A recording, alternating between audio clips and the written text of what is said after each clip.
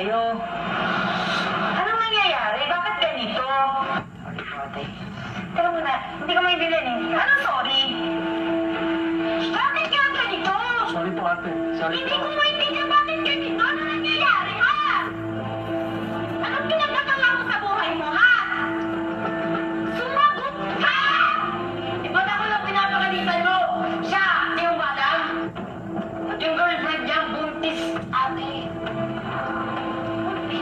Yan. Ha? Hindi. Ikaw ang isa pa pala buntis na kapatid! Ate, hindi. Sorry, ate. Bakit ganun? Ito, hindi pumapasok ikaw buntis yung girlfriend mo. Yun sa character. I like her.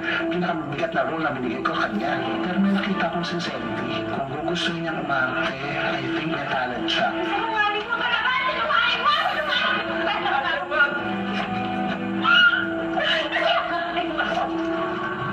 Sorry, ate.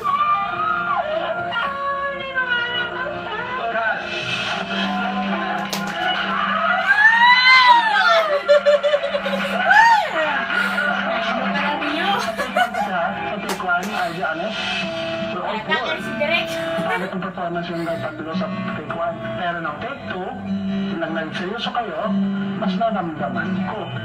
Sana sa taping natin, baunin niyo yung whatever I'm talking to you. During taping, ang pagla sa taping, limited ang oras natin. I given only so much time to finish so much work. So the pressure to you as professional actors is to deliver. So, pagdating doon, hindi lang tayo friends. I'm going to be a director. I'm going to motivate you. Masaya ako kasi, Big Brother, I am very optimistic that they will be able to deliver your task. Makakagawa sila ng maayos na short film, makakapag-perform sila. I'm looking forward to the succeeding days ng proseso natin and seeing them perform.